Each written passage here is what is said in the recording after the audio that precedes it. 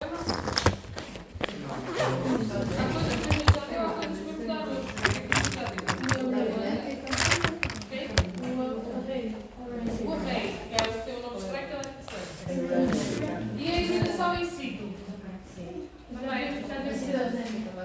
demos na fonte número 1. Chama-se aula 9.1. E hoje vamos para a aula 9.2. Tá? Vamos ouvir dividir esta aula em duas. Ou vou dividir em três.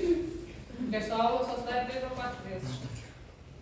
Então, hoje vamos dar diagnóstico molecular. E quem é que consegue, olhando para este belo boneco, dizer-me qual é a diferença entre o diagnóstico citogenético e o diagnóstico molecular? Pergunta de frequência, que sai sempre. Conta já. Qual é a diferença entre o diagnóstico citogenético e o molecular? Quem é que quer mandar aqui alguma aposta? Não me deixa mal, não podem falhar. É agora mesmo.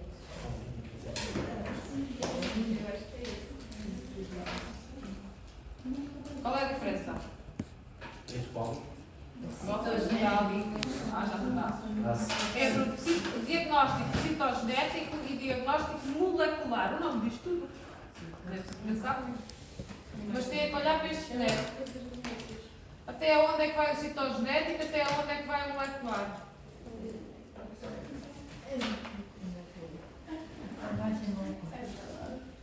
Vou-vos dizer uma coisa muito difícil. O diagnóstico molecular faz o diagnóstico da molécula. Por isso é que se chama diagnóstico molecular. E qual é a molécula que a professora Inês fala a partir do segundo ano do curso? Sempre. DNA. Não há mais nenhum. Aqui só vamos falar de uma coisa. DNA. Sempre. Está bem? É só uma molécula. Vês como digo que é super difícil? Uma molécula que tu vai. Isto é muito fácil. Uma molécula só. DNA. Está bem? Então, o diagnóstico que vamos falar hoje é o diagnóstico molecular, que consiste na análise da molécula de DNA. E o que é que a gente detecta principalmente na molécula de DNA? O que é que vocês acham?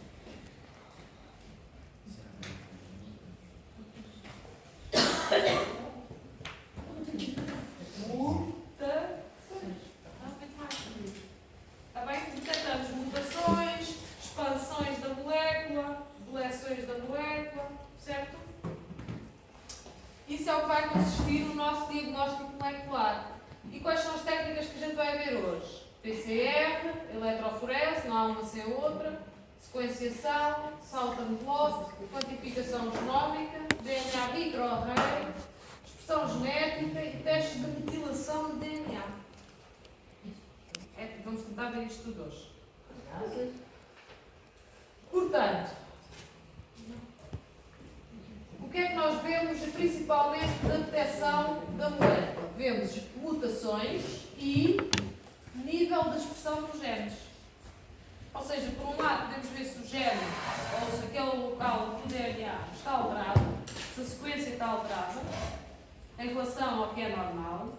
E por outro lado, podemos ver, sem alteração, se o gene está a ser expresso de uma forma deficiente. Ou está a ser mais expresso que o normal, ou está a ser menos expresso que o normal. Ou não está a ser expresso totalmente. Tá? Qual é a situação que vocês conhecem em que não há alteração da molécula do DNA, portanto não há mutação, mas há alteração da expressão do gene? Que mecanismo é este? Ou que mecanismos fazem isto?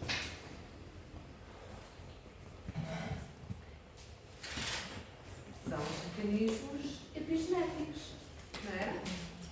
A gente tinha visto que havia alteração na expressão do gene sem haver mutação, sem haver alteração da sequência. É, não é? Vimos 3 mecanismos.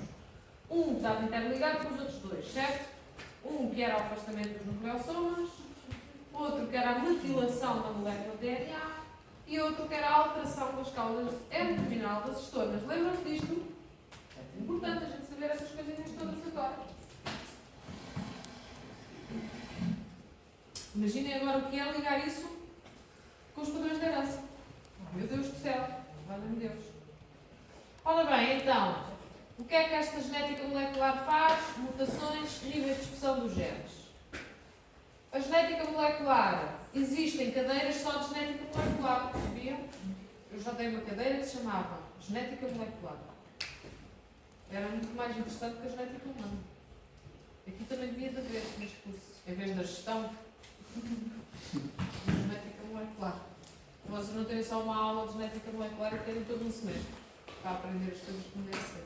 Aqui é só um toque e foge. Vocês vão saber os nomes e o que é que faz, ponto, não saber mais nada. A genética molecular refere-se aos métodos de diagnóstico, obviamente, que vão detectar alterações no DNA ou no RNA que a gente extrai das células dos pacientes. Portanto, é uma área da genética humana que cresceu bastante nos últimos 25 anos, portanto podem ver que tem mais ou menos a vossa idade. Mais ou menos. E, principalmente, devido à invenção de uma técnica que agora já é muito famosa devido ao Covid. Eu agradeço ao Covid ter ensinado a PCR à população. Toda a gente falava de PCR com batatas fritas. Adorei. Até a minha mãe vinha falar de PCR e eu lá! Sabes o que é uma PCR? Então não sei, não está nas notícias. A gente sabe o que é uma PCR. Pronto. Okay. Está tudo. Portanto, a PCR nasceu mais ou menos na minha altura, também é dos 80s, 1983, mas levou cerca de 10, quase 15 anos a ser aperfeiçoada.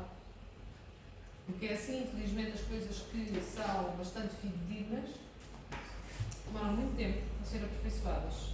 Okay? Portanto, a PCR só nem em 93 estava bem aperfeiçoada ainda. Para terem noção, eu, na minha altura ainda se falava em PCRs com banho-maria. A professora Dulce, que também conhece, escrevia aqui, e vais conhecer para o próximo semestre, que é uma pessoa. Ela ainda nos falou da PCR com banho-maria, já vamos ver como é que se faz. Portanto, a PCR é uma reação que se chama Polymerase Chain Reaction. Alguém sabe quem é a polimerase? É a enzima que faz DNA. Ou RNA. Se ela se chamar DNA polimerase, faz DNA. Se ela se chamar RNA polimerase, faz RNA. Então, a enzima que faz DNA ou RNA. Então, isto será uma reação em cadeia da polimerase. Ok? Portanto, a PCR consiste numa técnica que detecta um DNA. Como? Através de copiá-lo. A gente mete numa amostra, depois diz à polimerase para copiar aquela amostra, depois vamos ver se a amostra está ou não copiada. Basicamente é isto. Então, o que sai da PCR são os produtos de PCR. Ou seja, depois da PCR eu vou analisar o DNA que a minha polimerase fez e vou ver se em termos de sequência, se está alterado ou não, se o tamanho está alterado ou não. Isto será importante para detectar patologias. O tamanho. A expansão 3 nucleótidos. Cada gente vai ser o tamanho. E a quantidade. Ou seja, a quantidade já diz respeito aqui a este amigo, ao RNA. Porquê? Porque diz respeito aqui à expressão genética. Se eu tenho um gene que se expressa, ele expressa-se em moléculas de RNA. Então, eu, através da minha PCR, uma variante de, consigo detectar a quantidade de RNA do gene. Estão a ver se ele está a ser expresso ou não, uma quantidade normal. Estão a ver? Aqui no slide aprendemos a aula toda. Pronto, vamos embora. Então, a PCR permite ver a sequência, a mutação, o tamanho e a quantidade de uma molécula de DNA ou RNA e, portanto, permite a detecção de pequenas mutações no gene em particular. Para a detecção das mutações, eu preciso sempre das células específicas. Ou seja, se eu quero detectar mutações numa célula do fígado, eu preciso de células de biópsias de fígado. Se eu quero detectar mutações herdadas, eu preciso das células do fígado? Ou pode ser uma célula qualquer? Pode ser uma qualquer. Estão a ver? Portanto, depende daquilo que eu quero detectar. Mas normalmente, se eu quero ver um gene ou uma mutação adquirida, ou uma doença adquirida, eu vou ter que recolher amostras das células específicas. E o que é que eu preciso ter em conta? Preciso ter em conta que tenho o meu DNA nas células, que este DNA vai ser transcrito a RNA mensageiro, ok? E que depois vai ser traduzido a uma proteína. Normalmente é a este nível que se detectam os problemas, as doenças, ao nível do fenótipo da proteína, está bem? E nós, na genética molecular, vamos para trás.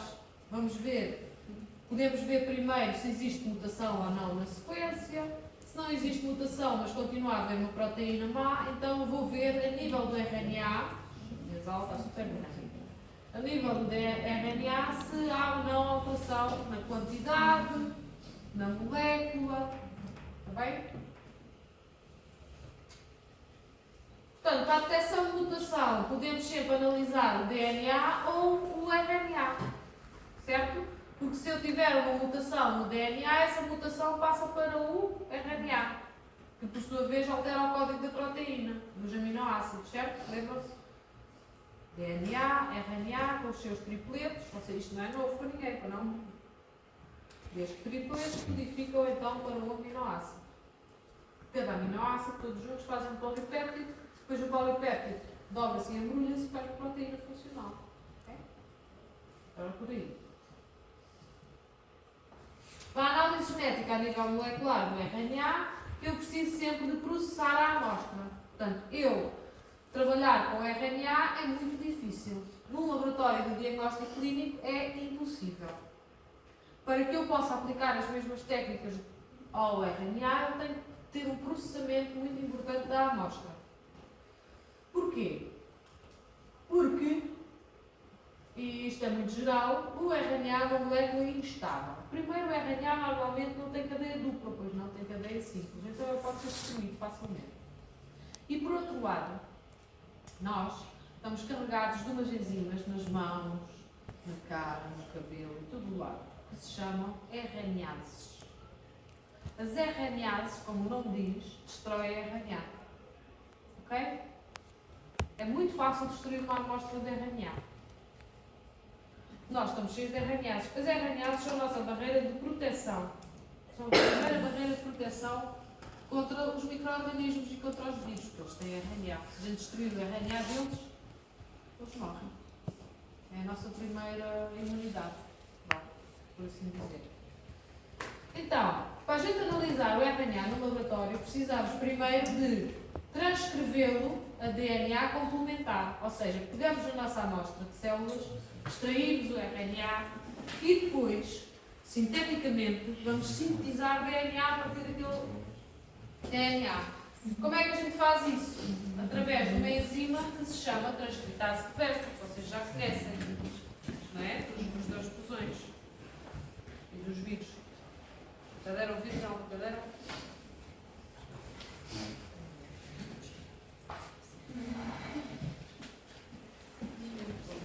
Então eu tenho o DNA, eu normalmente passo a mRNA, certo? Eu posso pegar e extrair RNA, certo? Depois para analisar eu tenho que fazer cDNA.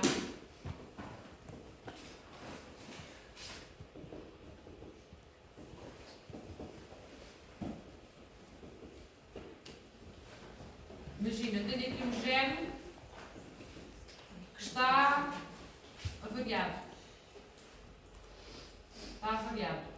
Ok? Ele produz mais proteína ou menos proteína do que devia. Como é que eu vou avaliar isto?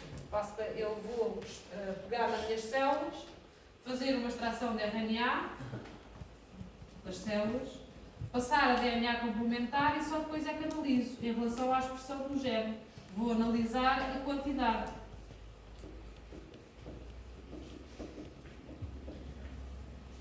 Se eu analisar a quantidade de moléculas de mRNA deste gene, posso ver se é normal ou não. Está bem? Então o RNA também se analisa no diagnóstico molecular, mas eu tenho que sempre passar o DNA complementar. Está Está bem? Passa DNA complementar e este DNA complementar não se chama só DNA, porque já é sintético, fui eu que o fiz. Então chama-se cDNA. O cDNA pode ser analisado da mesma forma que o DNA normal, que é o genómico. Está bem? Eu posso analisá-lo em termos de quantidade e ali no slide diz, como por exemplo, posso também analisar em termos de sequência. Está bem? Quantidade, sequência, muitas coisas. Está bem? São exemplos. Não é isso. Depende do que é que eu quero saber. Então, para fazer isto, eu purifico o RNA das células-alvo. Depois vou fazer uma transcriptase, uma reação de transcrição reversa, utilizando uma transcriptase reversa de um vírus que eu compro numa casa comercial. Está bem? Eu compro esta enzima, faço a minha transcriptase reversa, está bem? O que é que ela faz? Vai construir uma cadeia de cDNA, DNA sintético, que nós chamamos de cDNA complementar. Depois, a seguir, vou fazer uma degradação do RNA com uma base normal, uma NaOH, hidróxido de sódio, e a seguir vou com uma DNA polimerase fazer uma cadeia dupla do meu cDNA, porque eu também não quero em cadeia simples, senão ela é super instável. Faço uma dupla normal e a seguir, através de uma nuclease, uma enzima fácil, corto aqui este bertino, para fazer estruturas secundárias estreitas. E fico com uma amostra perfeita de cDNA que corresponde ao meu RNA para ser utilizada para diagnóstico do que for análise de expressão, análise de mutação, que é o que temos aqui. Está bem? Isto é o que eu tenho que fazer ao RNA para conseguir analisá-lo. O DNA é só purificá-lo e está pronto a analisar. Que é o que vamos fazer no próximo semestre, quando ir no J21. Vai correr logo. Super bem. Corre sempre breve, desde que vocês estejam motivados. Aquilo ali é o tiro de sorte. Não é como o laboratório de química, é verdade bonitinho e limpinho. Não, tens de ter cuidado de fechar o tubo para pequeno cavalo em cima de sareiras daquelas que não lá para o pé. Mas é bom, porque assim vocês aprendem ali no laboratório do Draco, no J21, vocês aprendem a trabalhar ali e já conseguem trabalhar em qualquer lado. É um teste.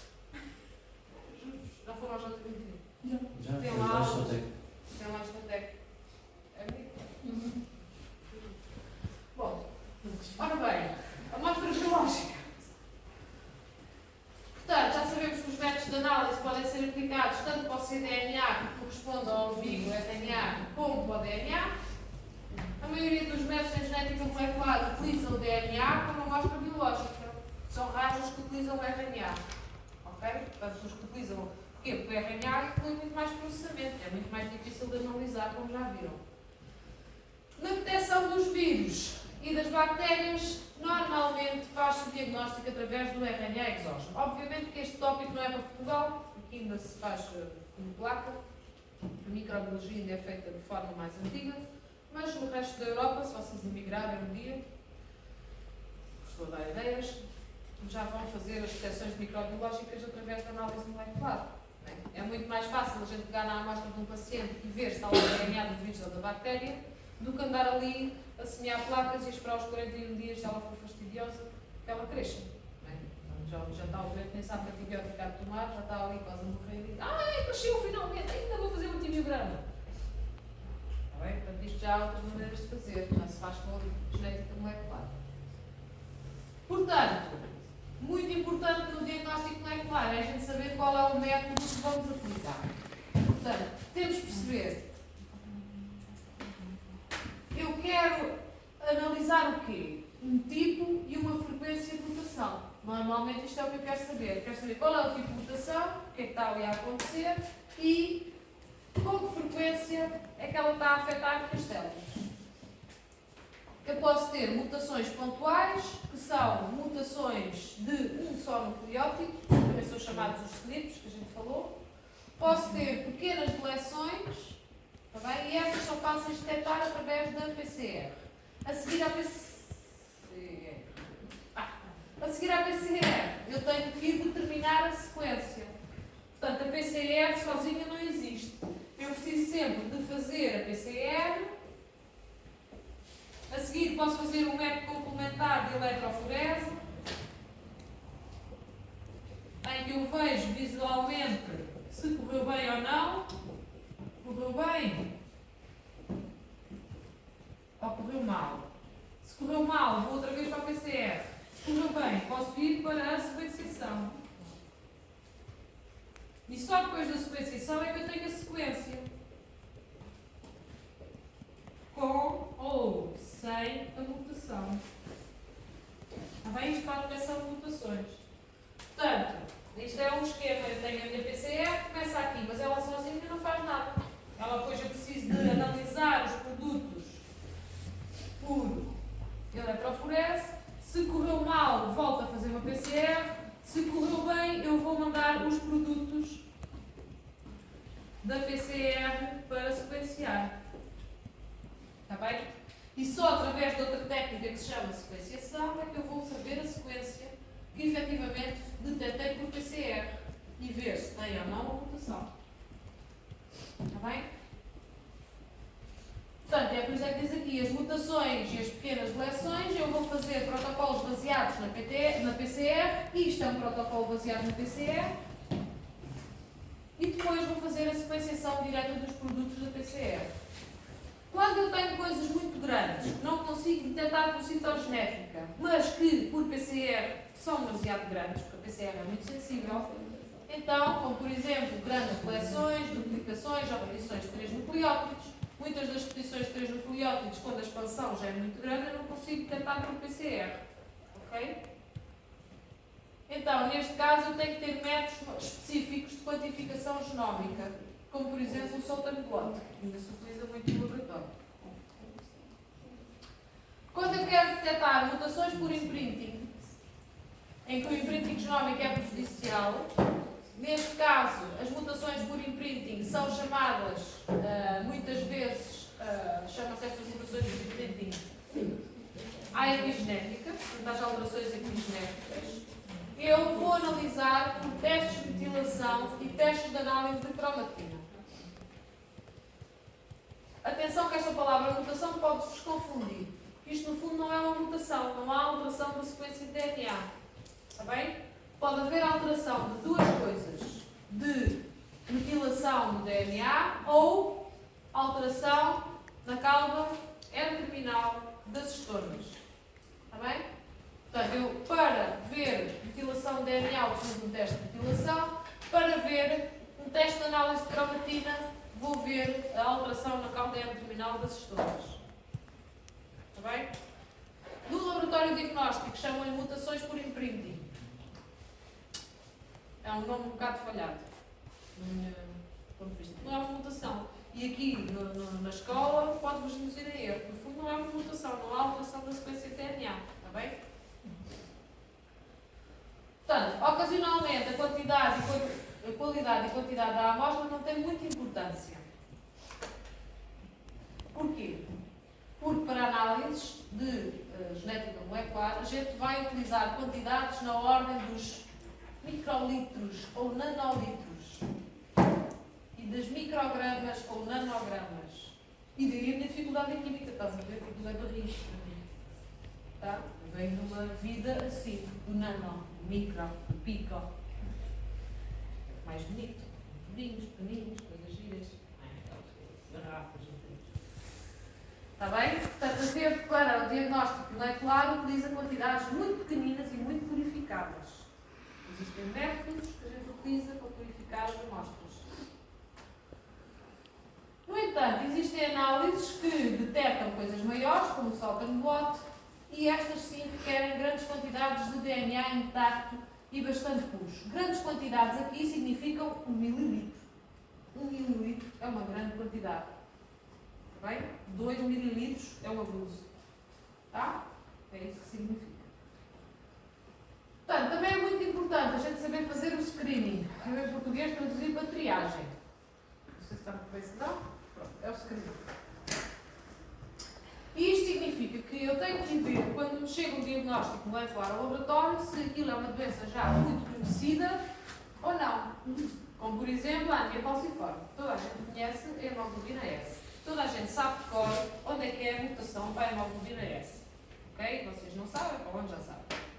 Tá? Portanto, a hemoglobina S é uma doença muito conhecida, mesmo geneticamente. Ok? Então, isto é uma mutação conhecida.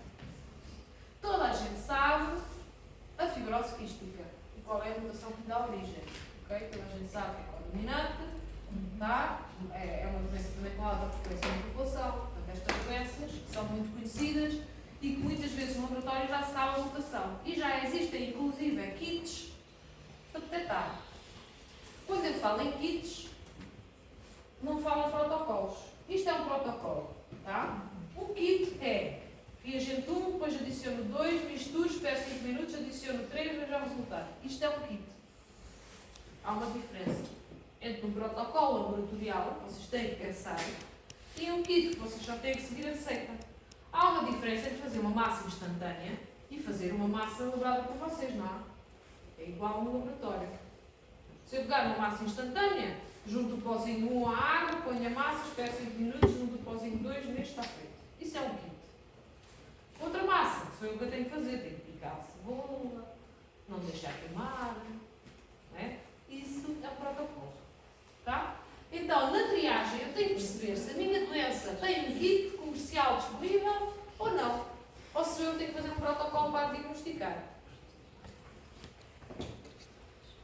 Portanto, se eu utilizo um kit comercial, tenho que ter atenção que o meu kit comercial vai ter um limite de detecção. Ou seja, ele vai detectar uma determinada doença, mas o que interessa e o que eu tenho que pensar é: o meu paciente tem aquele fenótipo? Tem. Então, o meu kit deu negativo. Então, tenho que pensar que aquele fenótipo pode vir de outra mutação diferente. E o meu kit detecta? Não. No fundo, vocês, enquanto técnicos de laboratório, só têm que sugerir ao médico, porque é o médico que pede as análises.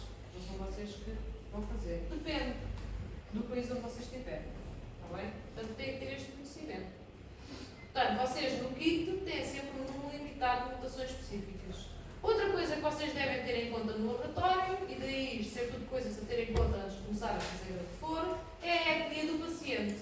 Ok? Uma mutação numa pessoa asiática pode ser normal, mas numa pessoa de Portugal pode ser completamente patológica. Estão a perceber? Tem que ter em conta as frequências alélicas das diferentes populações. Está bem? Portanto, eu tenho que ter em conta que um alelo mutado numa determinada população pode ser normal, numa determinada população pode ser perigoso. Está bem? Como, por exemplo, o alelo da hemoglobina S, aqui é perigoso, em África é um fator de proteção. Ok? Porque a malária não infecta os drepanocytos. Eles já deram esta matéria? Não. Não tem hematologia? Não deram isto? Não. Da malária? Não. Não. A malária não infecta os glóbulos vermelhos em foice. Sabiam? Mas isso tem a ver aqui com a etnia do paciente. Tem a ver onde é que ele vem e que mutações é que ele tem na sua região. Portanto, seguinte, durante a análise são detectadas então todas as mutações do gene, tanto as conhecidas como as desconhecidas. Podem ser, não é? Portanto, se eu tiver um protocolo. As análises moleculares são maioritariamente feitas por PCR, seguida de sequenciação. Portanto, isto é um dos protocolos mais utilizados na genética molecular. Está bem? A análise de patologia provocadas por grandes repetições de nucleótidos podem também ser analisadas por saltamoleques. Já tínhamos visto. Para a detecção de padrões epigenéticos, aqui eu chamei-lhe outro nome, já não chamei mutações epigenéticas, porque isso é assassinar a genética e pode-vos induzir em erro. Portanto, padrões epigenéticos será aquilo que a gente quer chamar. Em inglês também se chama epigenetic signatures, não sei que eu pus aqui assinaturas. Eu vou utilizar métodos de análise da cromatina e de metilação de DNA, como já tinha dito. Para quantificações genómicas, e quando eu falo em genómicas, falo no genoma todo. Quando eu falo em genéticas, falo no gene. Tá? Existe a análise genética, que é só de um gene, e a genómica, que é do material genético todo. Não vamos aprender as genómicas, como elas estão hoje em dia, já não se faz por microarray. Hoje em dia faz por quantificação todos os nomes. Eu, se tiver tempo, vou trazer para a próxima aula o menu da Unilabs. A Unilabs, sabem o que é a Unilabs? É um laboratório grande aqui a nível mundial em Portugal, que tem a sede no Porto, e eles já têm um menu de análises genéticas. Eu nunca não há, tipo menu. E eles já têm um quilómetro, portanto, eles já fazem muitas coisas muito engraçadas. E eu é que estou super atualizada nestas aulas, mas vocês podem trabalhar para a Unilabs, têm que saber isto. Eu vou trazer o menu do Unilabs, que é o que eu acho que está mais à frente aqui nas análises genéticas em Portugal, para vos mostrar. Não, obviamente não é o público está super atrás. Vocês, no público, não aprendem nada disto. É uma pena, porque depois vocês, na vossa vida real, e se um dia quiserem trabalhar, sem ser no público, é essencial ter este conhecimento. Mesmo se quiserem ir lá para fora, para o estrangeiro, para ganhar como deve ser, também precisam ter este conhecimento. Portanto, para quantificações genómicas, todos os genomas e detecção de mutações em grande escala, eu utilizo muitas vezes o DNA microarray. Consegue testar entre 10.000 a 100.000 sequências de DNA em simultâneo. Estão a ver como a amostra eu consigo detectar quase todas as mutações patológicas conhecidas que a pessoa tem. Uma vez só. Portanto, para a detecção de SNPs, portanto, mutações no solo nucleótipo e polimorfismos que sejam ou não associados a doenças, eu também posso utilizar uma técnica muito baratinha, que se utiliza muito em Portugal, obviamente, que se chama RFLP, Restriction Fragment Length Polymorphism. Tem um nome horrível, mas é das mais fáceis de perceber e acho que vocês provavelmente algum dia na vida vão utilizar. São os RFLPs. Portanto, os RFLPs, como se utiliza em Portugal, obviamente, é um dos primeiros métodos a ser utilizados desde os anos 80 para a análise de mutações. Embora seja substituído por métodos baseados na PCR, obviamente porque os RFLPs não dão muita informação. E já vamos perceber porquê quando falarmos deles. Então, resumindo, falámos, e vamos falar agora a seguir da PCR, da eletroforese, da sequenciação, Salton blot, teste de metilação, análise de cromatina, DNA microarray, RFLPs e análise da expressão genética. E são estes 9 métodos que vocês têm que saber. E saibam que para o ano vão ser mais, que eu vou lá ao diagnóstico, ao trabalho da Unilabs e ainda vou ter mais aqui. Elimino aqui o Salton blot, aqui o fora, porque já ninguém quase faz, só no público, claro. Bom, então vamos começar pelo primeiro, PCR. A PCR, já sabem, permite a detecção de uma sequência de DNA em particular e permite a detecção de mutações no DNA. Obviamente, é o método de partida, como vocês vão ver, é o método de partida para a maioria das técnicas de diagnóstico. E os resultados da PCR são um tubinho com um líquido lá dentro, nós temos que fazer outras técnicas a seguir à PCR para revelar a sequência que lá está. Está bem? Como, por exemplo, a eletroforese ou a sequenciação. A PCR está um bocado no centro de quase todos os protocolos de genética molecular. Está bem? Portanto, eu posso ter DNAs de arquivo, os forenses principalmente. Posso ter DNAs de culturas de células de pacientes com cancro, por exemplo, faz-se muito isto, move-se umas quantas células no tumor, multiplica-se o número de células para conseguir analisar o que é que lá se passa no cancro da pessoa, para ver quais são os marcadores que ela tem, qual é os que não tem, e depois decidir a terapêutica. É daí que vem estas culturas de células. Posso também ter DNA vindo, esta seca também devia estar para aqui, de tecido. Como, por exemplo, DNA dos glóbulos brancos. Eu tiro sangue a uma pessoa e extrai DNA dos glóbulos brancos. Tá? Então o DNA pode vir de vários sítios. O RNA normalmente só vem dos tecidos. Sejam eles que eu recolhi à pessoa e vou rapidamente com ele bem fresquinho e bem acondicionado até ao laboratório para analisar, porque senão não degrada-se. Ou bem de células que eu tenho em cultura e que, assim que as tiro da cultura, vou extrair RNA muito rapidamente para que a coisa não se estrague. Bem? Então, as amostras podem ser as duas. Obviamente, se eu tiver RNA, tenho que fazer o processamento. Tenho que passar a cDNA para depois fazer a PCR. Tá? Portanto, aqui falta um passo, cDNA. Tá? A PCR, eu posso fazer PCR para depois realizar um método de detecção, seja ele por in situ, sondas de captura, tá? Seja ele por detecção, por outros tipos de sistema, ou é microplaca para pôr um DNA array. Posso fazer métodos de eletroforese. Os métodos de eletroforese incluem as análises de NFLP e por aí fora, esses não vamos falar. Posso fazer PCR para a seguir fazer outra PCR em cima, ou seja, outra amplificação, para amplificar um alelo específico, para ver uma competitividade entre duas proteínas, para ver o whatever, pronto, isto não, vocês não vão estudar. Ou posso fazer isto, vou estudar em biologia molecular no próximo semestre, posso fazer PCR para fazer cloning e sequenciação.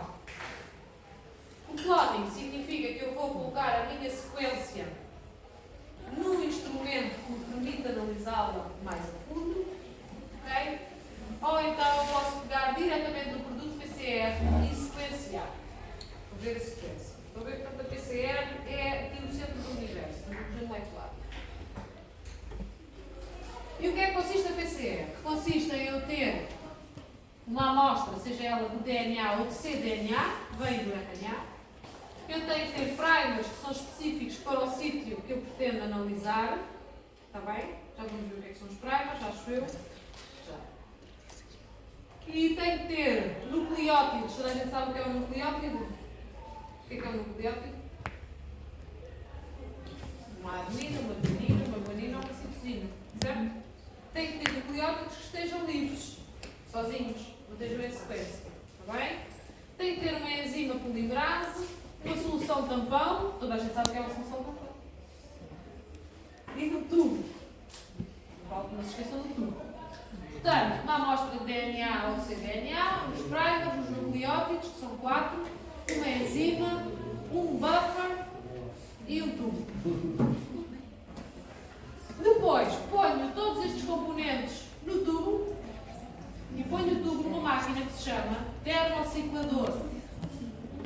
Termociclador, como o nome diz, é uma máquina que vai fazer temperaturas cíclicas. Ou seja, primeiro faz uma, depois faz outra, depois faz outra. Depois faz outra vez aquela, depois outra, depois outra. Está bem? E através dessas temperaturas cíclicas, este termociclador pega na nossa amostra, a primeira coisa que faz é a desnaturação. A desnaturação é à temperatura de 95 graus. Abre a cadeia DNA. A seguir faz o passo que é o annealing, ou hibridação.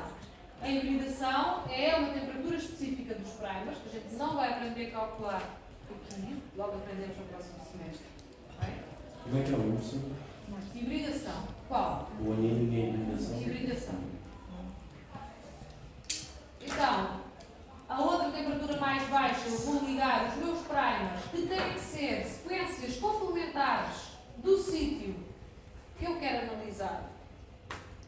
Portanto, tem que haver um par de primers específicos para cada sítio que eu quero analisar. E a seguir vou fazer o terceiro passo, que se chama extensão, onde vai atuar a minha enzima polimerase e pega nestes primers e constrói uma cadeia para aqui e outra para aqui.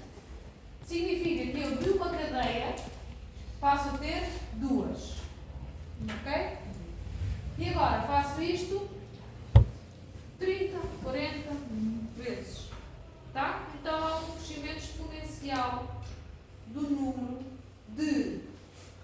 da quantidade de sequências que eu quero analisar. Está bem? Portanto, faço aquilo outra vez, os meus primers, que são específicos para a sequência que eu quero detectar, vão se ligar outra vez, está bem? E vão amplificar outra vez. Portanto, significa que no primeiro ciclo eu faço isto, portanto, o vermelho é as novas cadeias que eu faço na PCR, o azul é aquilo que eu escolhi das minhas células de amostra, bem? Portanto, no primeiro ciclo eu faço 2 cópias de uma, no segundo ciclo eu faço 4 cópias da primeira, no terceiro ciclo já tenho 8, no quarto tenho 16, imaginem no 35. Tá? Então, com o PCR eu consigo aumentar. Ai, não digo nada. Este slide também para vocês apontar. PCR eu consigo aumentar exponencialmente a quantidade de DNA que eu quero analisar. Ou seja, eu só tenho uma cor.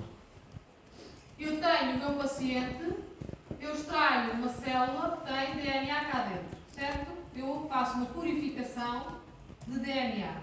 E no tubo eu tenho o DNA que eu quero analisar uma só vez. Certo? Ou seja, ele está na mesma quantidade que todo o resto do material da célula. Certo? Ele está aqui misturado. Depois de ir à PCR, o que é que aconteceu ao meu tubo? O meu tubo tem só, agora faltavam duas cores, tem só uma vez o DNA total, certo? E tem milhares de vezes, milhares de cópias do DNA de interesse. Daquilo que eu quero analisar, que eu chamo de DNA de interesse. Ok?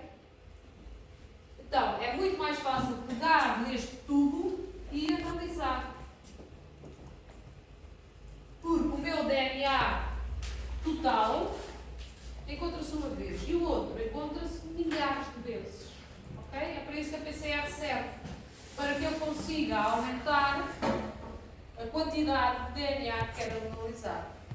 E assim, só desta forma é que eu posso analisar. Estão a ver a utilidade? Aqui temos mais um esquema da PCR, está bem? Portanto, 95, 50 a 70, 72 e por aí fora. Portanto, a PCR é cíclica e daí a gente precisar de um termociclador, ok? Que faz as temperaturas que nós programamos de uma forma cíclica. Está bem? Depois da PCR, nunca se esqueçam deste esquema. Depois da PCR, eu vou ver se correu bem ou não. Para ver se correu bem ou não, eu tenho que fazer uma eletroforese. A eletroforese não diz nada, só diz se correu bem ou não. Como? Imaginem que eu tenho o meu DNA a analisar. Eu sei, porque fui ver no computador. Existe toda uma disciplina de bioinformática que vocês também não têm, que a gente vai fazer para o próximo semestre. Eu vejo no computador o tamanho do meu DNA de interesse. Imaginem que o meu DNA de interesse tem 1000 pares de bases. Ora, se ele tem 1000 pares de bases, eu, quando faço a minha PCR, tenho todo o DNA, né, o genómico, e os meus primers estão aqui. E daqui a aqui são 1000. Ok? Então, é através deste tamanho que eu vou guiar para fazer a minha eletroforese. Está bem? Portanto, a eletroforese consiste em nós carregarmos num gel de agarose, que é uma espécie de gelatina, carregamos as nossas amostras aqui nestes poços e a seguir aplicamos-lhe uma carga elétrica em que o meu DNA migra do polo negativo para o polo positivo.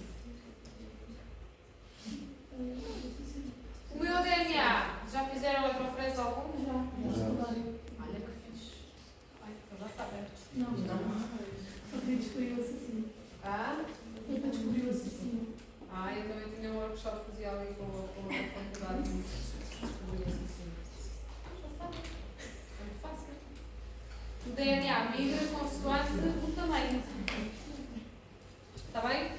Portanto, este gel de agarose tem poros. Para o próximo semestre vai ver isto muito tempo bem. Tem poros.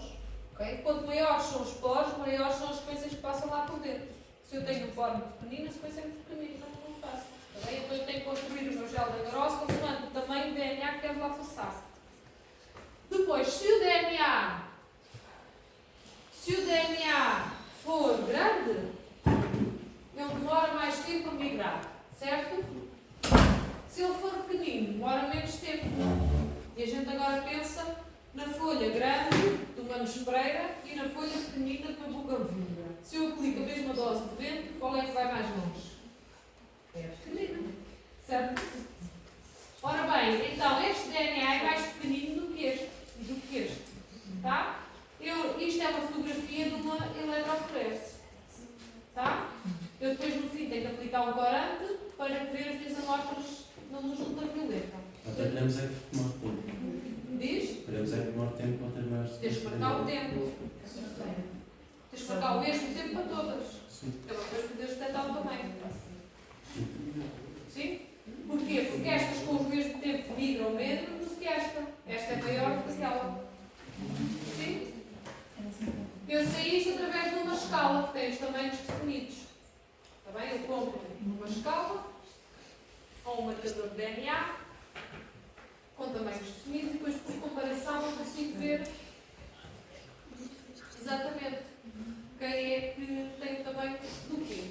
Então, eu através da minha eletroforese, se eu estivesse aqui a fazer o diagnóstico destes 1000 pares de bases, eu sabia que se esta fosse a minha amostra tinha corrido bem. Cá estão os meus 1000 pares de bases. Significa que eu tenho muitas sequências com 1000 pares de bases que ficaram aprisionadas neste sítio porque aquilo corresponde aos 1000 pares de bases. Está bem? Se eu visse tudo preto, se eu visse tudo preto, tinha corrido mal, tinha que ir outra vez para o PCR. Está bem? Portanto, olha, tenho aqui um exemplo de tudo. Eu não vejo testar já há montes de anos de ver quem seguir. Imagine que acabou de receber uma amostra de DNA de cabelo deixado numa cena do crime. Vês? Cá está. É igual. Juntamente com uma amostra de DNA de 3 possíveis suspeitos. O seu trabalho, eu acho que as experiências são sempre mais interessantes. Tem muito mais análise molecular do que o diagnóstico hoje em dia aqui em Portugal. Tá? Chega falando. Então, o nosso trabalho passa por examinar um marcador genético em particular, o DNA positivo, e verificar se algum dos 3 suspeitos coincide com o DNA do cabelo para esse marcador. O marcador vem em 2 alelos. Um deles contém uma única repetição, enquanto o outro contém 2 cópias da repetição. Vamos lá ver o que é que a gente tem. Portanto, numa reação de PCR com os primers que atuam na região da repetição, o primeiro alelo produz um fragmento de 200 pares de bases e o segundo alelo produz um fragmento de 300. Então, eu tenho estes primers, que estão aqui em vermelho, que vão amplificar esta zona toda de 200 pares de bases, e isto é o meu marcador 1, e depois tenho o meu marcador 2, que tem primers que vão amplificar um tamanho diferente, vão ver 300 pares de bases. E aqui na minha eletroforese eu tenho a minha escala de DNA, eu chamo de marcador, do peso molecular, ou marcador de DNA. Só que isto deve ser traduzido do espanhol, porque em espanhol chama-se escalera. Escalera de DNA. Tá? Pronto, saibam que eu a partir de agora vou-me transformar um bocado espanhola. Eu formei-me em Espanha, então há muitas coisas que eu digo em espanhol e ainda não percebo. Tá bom? Aqui traduzi para escada, estão a ver escada.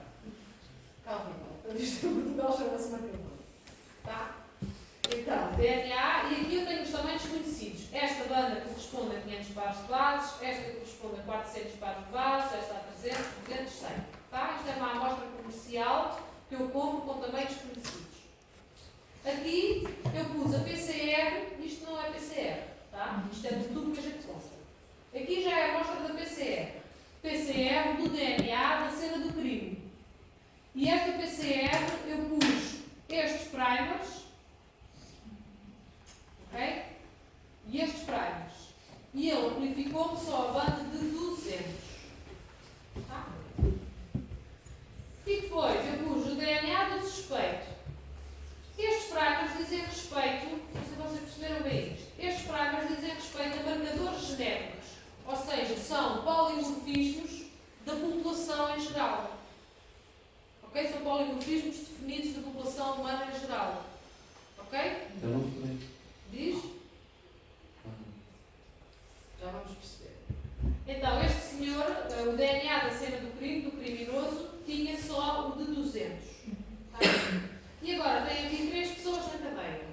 3 suspeitos. Fiz a PCR ao primeiro e deu o de 300. O segundo tinha os 2. Estão a ver? Tinha os 2 polimorfismos.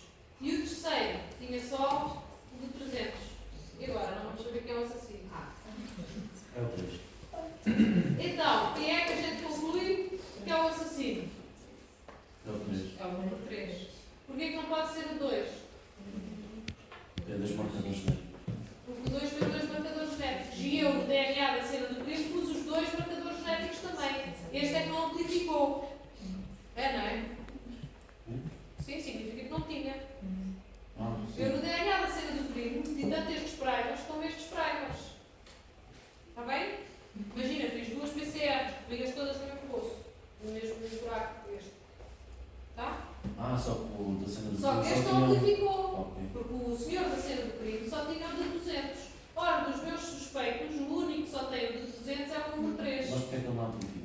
Não amplifica porque não tem esse polimorfismo.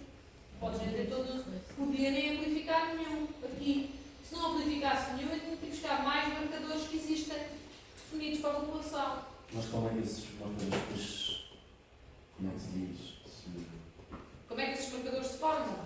Sim. Esses marcadores são polimorfismos que existem na população humana, ok? E que servem para isto mesmo, para fazer o DNA fenotípico. Está bem? Vamos aprender, quando aprendemos o diagnóstico indireto, como é que foram definidos há muitos anos atrás. Está bem? São polimorfismos que existem na população humana. Ok. Se tu não conseguires através destes dois, tens que buscar outros dois, existem muitos.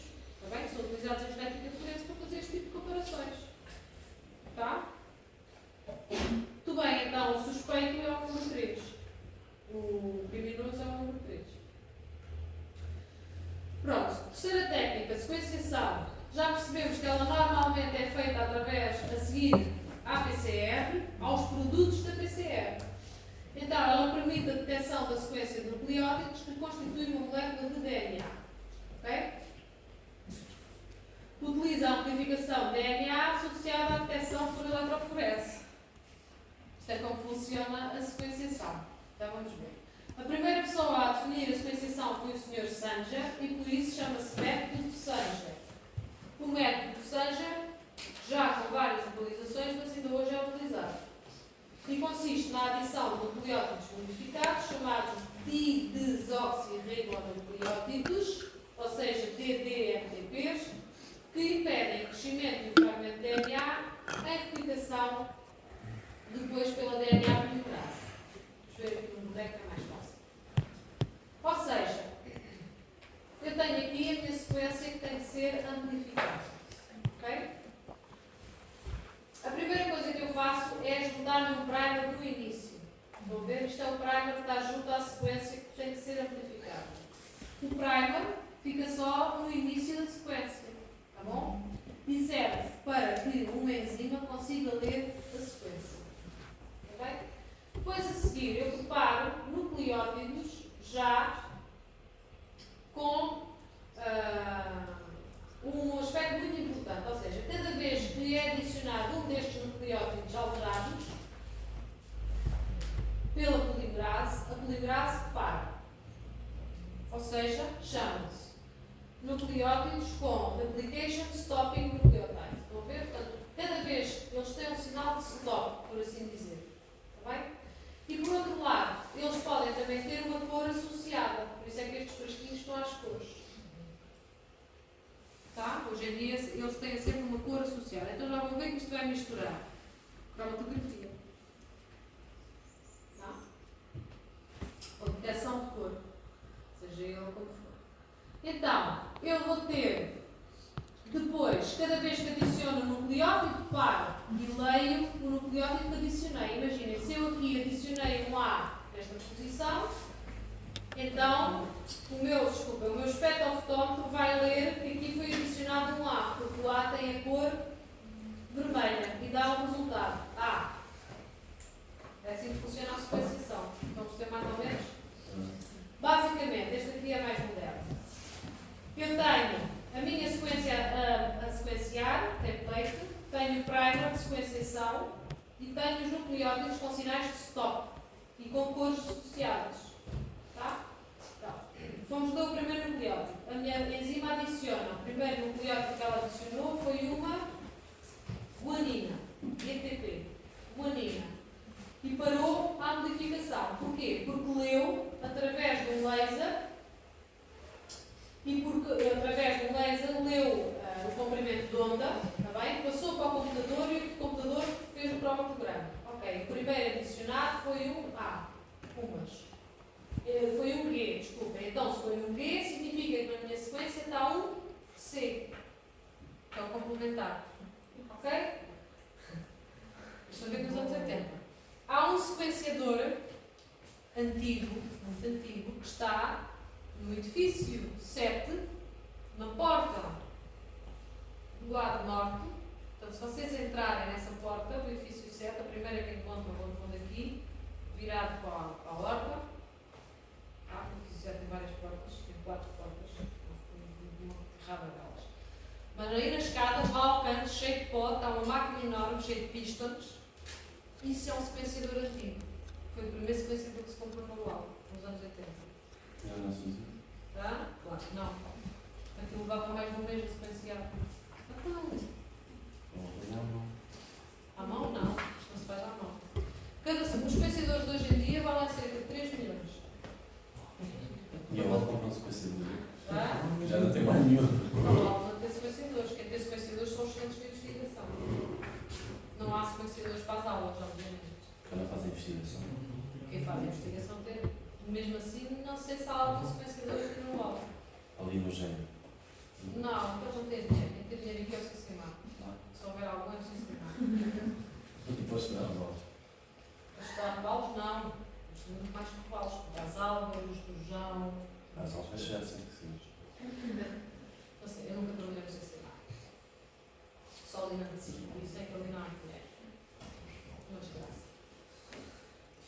Mas a medicina é uma máfia, infelizmente. Bom, então, segundo nucleótido, leu. O que é que ele leu? Guanina outra vez. Vai detectar guanina. Ora bem, se eu detectei guanina, significa que cá em baixo tem outra citosina. 6, detectou timina. Cá em baixo tinha uma adenina. E por aí fora. Estão a ver? Portanto, a cada nucleótido que adiciona, para, detecta. Antigamente, detectava-se não por espectroscópio, detectava-se por eletroforese. E por isso é que demorava semanas. Okay? Cada nucleótido que ele acrescentava, parava a sequência e fazia uma eletroforese, de cerca de meia hora a 40 minutos a correr o gel, mais meia hora a 40 minutos a detectar. Portanto, uma sequência de 1000 nucleótidos era uma semana. Uma sequência de 10.000 era um mês. Para a máquina a funcionar. É verdade. Eu também não sou da série. Não sou assim tão bem. Portanto, o que é que significa? No método Sanger, no final, e o que eu estava a falar é disto. Portanto, eu antes ainda tinha um slide com isto. Acho que já não tenho nada disto. Não, já não tenho nada disto. Portanto, no método Sanger, antigamente, e isto aqui é um gel de eletroforese com as bandas, estão a ver? Mas não vamos aprender isto, que vale a pena. Portanto, o que vale a pena é isto. Diz lá. Se através daí, depois é que eles descobrem o DNA complementar certo. Não, descobrem a sequência. A sequência de DNA, A sequência de DNA.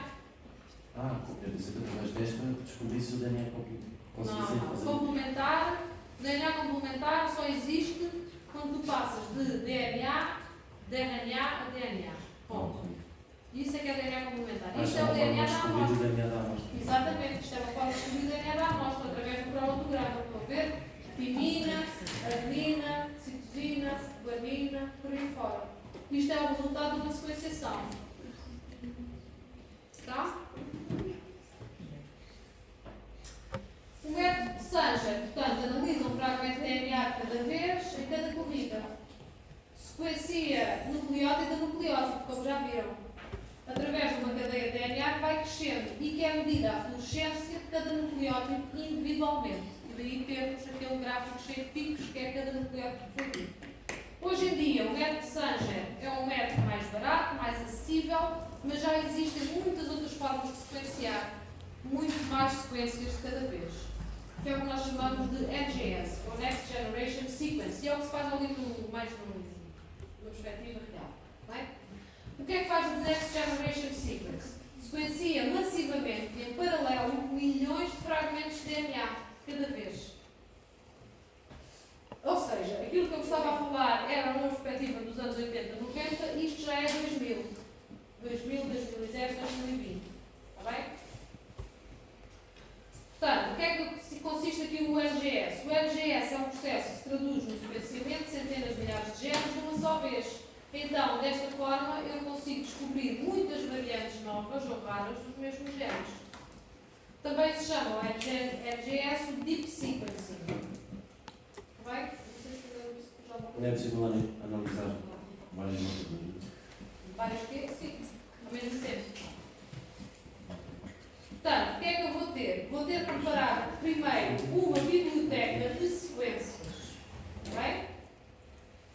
Em que eu vou ter a biblioteca com o código de barras azul, cor-de-rosa, o amarelo, o cinzento e o preto, por exemplo. O preto será já o genoma de referência.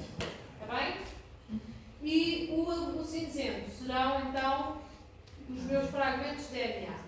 seguir eu pego na minha amostra e faço uma pool, ou seja, fragmento a minha amostra em 1000 bocadinhos, muitos bocadinhos diferentes, e vou-lhes adicionar estes rabinhos. Isto era horrível fazer no laboratório, ainda fiz isto nunca me saía bem. Havia sempre amostras que saíam sem rabinhos, depois a gente pagava a sequenciação, e aquilo era horrível, não sequenciava nada, era só erros. Pronto. Isto porquê? Porque eu apanhei a fase de transição do Sanger para o NGS. Estão a ver? Quando houve esta transição, eu estava lá, no laboratório, a tentar que aquilo funcionasse também. E como muitos investigadores da altura, tivemos muitas frustrações. Está bem? Tivemos que seguir muitas vezes à noite para ultrapassar isto. Depois todos percebemos que não era de nós, era em geral. Hoje em dia isto já não acontece. As técnicas já estão otimizadas. Mas a gente na altura não sabe, a gente pensa que aquilo é ótimo e nós é que estamos a falhar. Não. Isto vai acontecer também, espero eu que sim, significa que os métodos avançam. Portanto, temos uma pool, temos que construir esta pool com os nossos barcodes, tá? Para que depois estes barcodes sejam lidos por uma máquina que lê tudo ao mesmo tempo, ou seja, ela liga pelos barcodes e lê as sequências que estão à frente. Depois, estas sequências são dadas ao laboratório para a gente analisar. Obviamente que nós, biólogos de bancada, não queríamos conseguir analisar. É aí que entra toda uma nova profissão que ganha rios de dinheiro, que são os bioinformáticos. Os bioinformáticos trabalham com black screen, okay? Trabalham com programas que na altura, não sei se hoje em dia já estão mais desenvolvidos ou não, mas que conseguem fazer a desmultiplicação dos dados de sequenciação. Os dados de sequenciação são dados massivos, não é qualquer computadorzinho que os lê.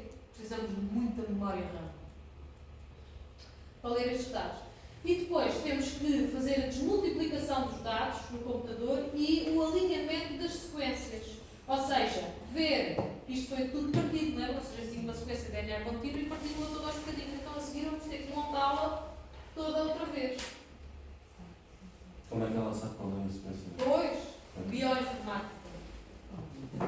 Sim, isto Dá cita dinheiro? Dá. É uma das profissões que, por exemplo, aqui na universidade há um grupo de bioinformática, que a Teresa agora até montou uma empresa, uma startup. Eles estão constantemente com posições abertas de bioinformáticos. E não há. Não existem pessoas suficientes. Verdade, isto é verdade, é como eu estou a dizer. Não existem pessoas suficientes. Porquê? Porque a académia não soube acompanhar, não existe formação suficiente em bioinformática, vamos ver, e as pessoas, os bioinformáticos que existem hoje em dia, vêm da biologia, vêm da física, vêm da bioquímica, portanto tiveram uma formação básica complementar igual à que vocês estão a ter, e depois tiveram que partir um pouco para se especificar em bioinformática, através de mestrados e doutoramentos.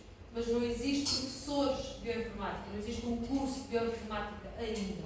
Estão a ver? É uma ciência em desenvolvimento. É verdade. E por isso é que é tão bem paga. Porque é precisa, estão a ver? Não é um biólogo que anda ali a tirar sangue às pessoas ou fazer experiências. A Universidade de Monte licenciatura. Quem? Do Porto. Já há lá. Vês? O Porto é muito à frente. É verdade. É melhor Portugal. O Porto deve sempre lá sempre mais à frente nestas coisas. Ainda bem que já existe, olha, ainda bem que é bom saber. Mas não existem muitas universidades. Existem mais alguma que é lá em Lugo? Só não merece o Porto. Pois, exatamente. Porquê que ele tem lá? Porque o Porto tem um grande polo de investigação que é o I3S. Que foi a fusão de 3 institutos de investigação. Na altura, em vez de trabalhar para aqui, eu já tinha posição no I3S, mas depois desisti do I3S e vim para o meu belo lugar. Estudar E este está lá no Zé. Mas, então, é preciso dar resposta aos dados de sequenciação que se formam lá. Há muitos dados para analisar, de certeza. Então, daí a Universidade do Porto provavelmente ter aberto essa